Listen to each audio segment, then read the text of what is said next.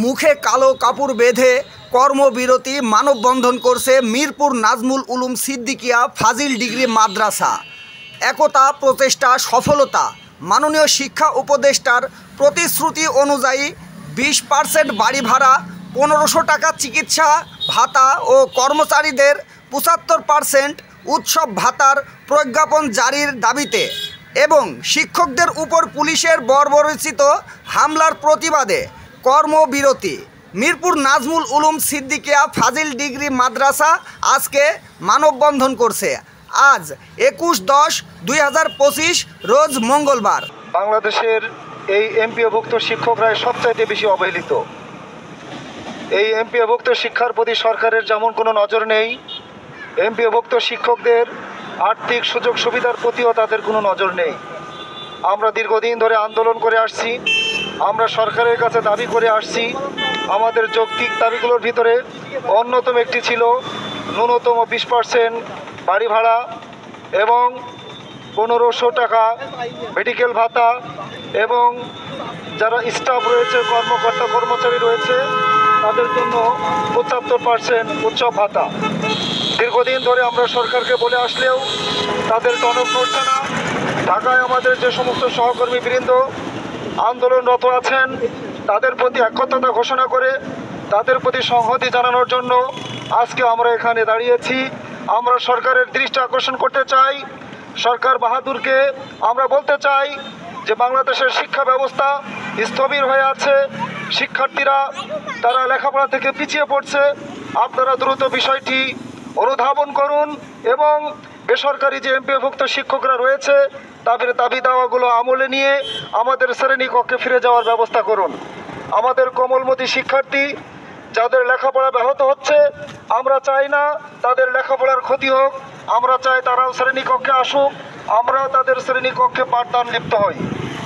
অতএব আমাদের যে দাবি দেওয়া, সরকার বাহাদুরকে বলবো অনতিবিলম্বে আমাদের দাবি দাওয়াগুলো আমলে নিয়ে আমাদের শ্রেণীকক্ষে ফেরার ব্যবস্থা করবেন। নতুবা এভাবেই যদি চলতে থাকে তাহলে বাংলাদেশের 97% শিক্ষা ব্যবস্থা যাদের দ্বারা পরিচালিত হয়, আগামী খুব অল্প দিনের ভিতরে বার্ষিক পরীক্ষার সময় চলে আসছে। আমরা চাই না আমাদের ছেলে মেয়ে লেখাপড়া থেকে পিছিয়ে থাক, তারা ক্ষতিগ্রস্ত হোক। অতএব বার্ষিক পরীক্ষার কথা চিন্তা করে আমাদের শ্রেণীকক্ষে ফেরার ব্যবস্থা করুন এবং আমাদের দাবি দাওয়াগুলো দ্রুত আমলে নিয়ে আমাদেরকে শ্রেণীকক্ষে যাওয়ার ব্যবস্থা করে দিন।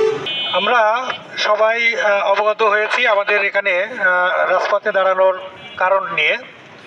আমরা বিগত 12 অক্টোবর থেকে ঢাকার শহীদ মিনারে, কেন্দ্রীয় শহীদ মিনারে অবস্থান করছি। সেখানে দাঁড়ানোর পূর্বে আমাদের শিক্ষকদের একটি সমাবেশ ছিল জাতীয় প্রেস ক্লাবের সামনে। সেখানে আমাদের শিক্ষকরা একটি শান্তিপূর্ণ সমাবেশে অংশগ্রহণ করেছিল।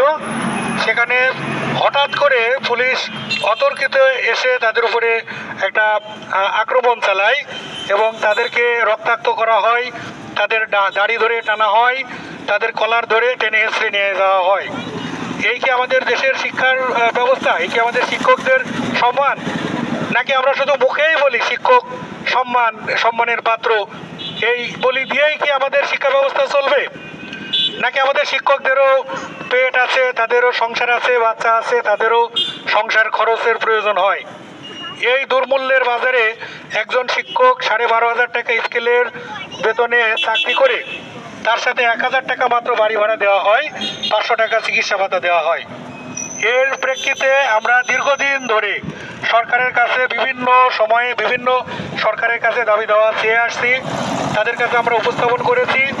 তা সত্ত্বেও গত 12 তারিখের সমাবেশে আমাদের উপরে আক্রমণ করা হয়েছে এবং আমাদের মাননীয় শিক্ষা উপদেষ্টা উনি মিডিয়ায় বলেছেন ওনাকে নাকি আমরা আগে থেকে এই বিষয়ে কোনো আবেদন করিনি, হঠাৎ নাকি আমরা এই বাজেটের পরে এসে আবেদন করেছি। ওনাকে স্মরণ করিয়ে দিতে চাই, আমরা দীর্ঘদিন থেকে আন্দোলন করে আসছি। জানুয়ারি ফেব্রুয়ারি মাসে আমরা তাদেরকে স্মারকলিপি সহ তাদেরকে লিখিত আমরা আবেদন দিয়েছি, তার আবেদনের রিসিভ কপিও আমাদের কাছে আছে। তা সত্ত্বেও উনি মিডিয়ার সামনে প্রকাশ্যে বলেছেন যে আমরা তাদেরকে পূর্ব থেকে কোনো জানান না দিয়ে এখন দাবি করছি। তো আমাদের সেই দাবি তারা যদি নাই মানতে পারে তাহলে কেন বারবার আলোচনায় ডাকা হচ্ছে? আমাদেরকে বলা হয়েছিল 5%-এর এক আনাও বেশি দেওয়া হবে না, তাহলে এখন কেন বারবার ডাকা হচ্ছে আলোচনার টেবিলে? এই আলোচনার টেবিলে না ডেকে প্রথমেই তো আমাদের দাবিটা মেনে নেওয়া যেত। আমাদের সামান্য দাবি 20% বাড়ি ভাড়া। এটি এমন নয় যে বাজেট ফেল করে যাবে। আমরা দেখেছি যে আমাদের বাজেটে 3,500 কোটি টাকা প্রশিক্ষণের জন্য ভাতা হিসেবে রাখা হয়েছে। এই টাকাগুলো কোথায় যায়? শিক্ষক যদি পায় 20 টাকা, আর 20 টাকা কোথায় যায় এটা আমরা সবাই জানি। আমরা বলেছি যে আমাদের যদি বাজেটে সংকলন না হয়, আমরা এই অর্থ বছরে বিনা পারিশ্রমিকে বিনা ভাতায় আমরা প্রশিক্ষণ নিতে চেয়েছি। সে আমাদের ওই টাকা থেকে হলেও আমাদের 20% দাবিটা মেনে নেওয়া হোক। আমাদের পূর্ববর্তী বক্তা বলেছেন যে আমাদের যে কোমলমতি শিক্ষার্থীদের শ্রেণী কার্যক্রম ব্যাহত হচ্ছে, তাদের পাঠদানের ক্ষতি হচ্ছে। আমরাও চাই তারা পাঠদানে ফিরুক, তাদের ক্ষতি হোক, কিন্তু আমরা চাই না। সরকার যদি আমাদের দাবি মেনে নেয়, প্রয়োজনে আমরা তাদের অতিরিক্ত ক্লাসের মাধ্যমে হলেও আমাদের কোমলমতি শিক্ষার্থীদের আমরা তাদের সেই ঘাটতি পূরণ করব ইনশাআল্লাহ। আমরা চাই সরকার আজকের মধ্যেই তাদের দাবি মেনে নিয়ে আমাদেরকে শ্রেণীকক্ষে ফেরত পাঠাবেন। এই বলে আমি আমার বক্তব্য শেষ করছি।